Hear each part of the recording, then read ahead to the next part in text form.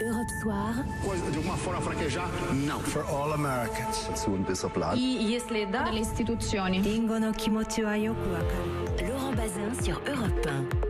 Le Monde dans votre radio tous les soirs sont les chroniques du monde à 18h50 avec Sophie Larmoyer. Bonsoir à vous. Bonsoir Laurent. On commence par Vienne, la majestueuse, où pour la première fois une femme vient donc d'être nommée à la tête de l'orchestre symphonique de la radio autrichienne. C'est vraiment un événement ?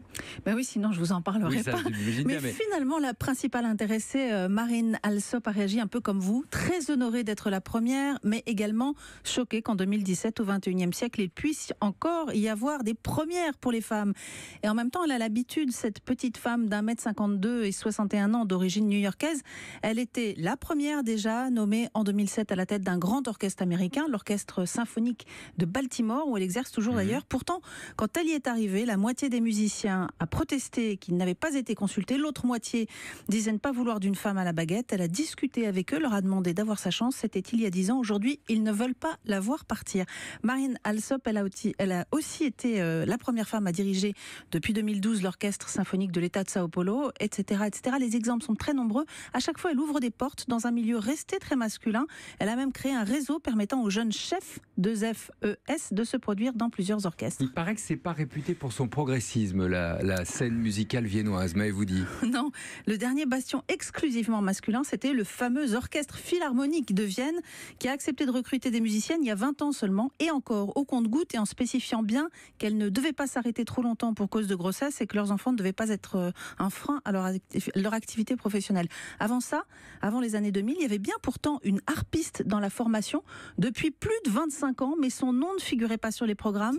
Et quand un concert était retransmis à la télévision, seules ses mains pouvaient apparaître à l'image. On revient de loin à Vienne. On vient de très loin. Marine Alsop, elle est tombée comme Obélix dans le chaudron magique de la musique quand elle était toute petite. Exactement. On est dans une famille de musiciens à New York, père violoniste, mère violoncelliste. Elle a commencé le violon à 5 ans et elle a rêvé la première fois de tenir une baguette à 9 ans en voyant Leonard Bernstein en concert. Bien plus tard, dans les années 80, elle sera l'une de ses élèves et il deviendra son mentor.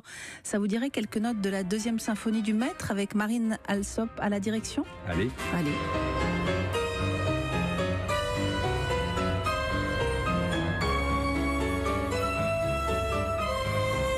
Bernstein, c'est pas de la valse viennoise, vous l'avez bien compris.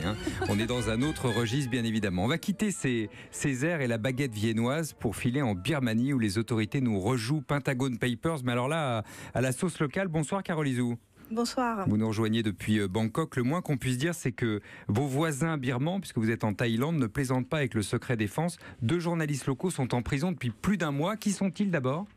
Eh bien, Wallon et Kyaw Soe sont 2 plutôt jeunes journalistes, 27 et 31 ans, qui travaillent pour la grande agence de presse Reuters. Le premier est Bamar, l'ethnie majoritaire birmane. Il s'est fait remarquer pour sa couverture des conflits ethniques.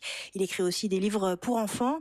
Quant à Kyaw Soe, lui, c'est un rakhine bouddhiste qui ne s'est pas laissé entraîner dans les conflits entre bouddhistes et musulmans qui enflamment aujourd'hui sa région. À la place, il s'est mis au journalisme. Et comment est-ce qu'ils ont été arrêtés ? Alors un soir de décembre, ils sont contactés par 2 policiers qui leur donnent rendez-vous dans un restaurant. Quand ils arrivent, ils leur remettent des documents qui proviendraient, selon des sources proches du dossier, des autorités militaires birmanes et prouvent la responsabilité de l'armée dans le massacre des Rohingyas. On estime, pour rappel, qu'il y a eu près de 12 000 morts d'après les récits des survivants. Juste après le dîner, les 4 hommes sont arrêtés. À l'évidence, ils ont été dénoncés. Qu'est-ce qu'ils risquent ?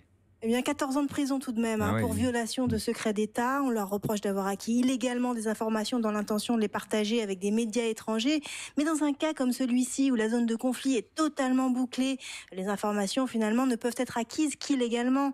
Aujourd'hui, les diplomates se mobilisent. L'un d'eux vient d'ailleurs de démissionner à grand fracas d'une commission internationale pour protester contre leur incarcération.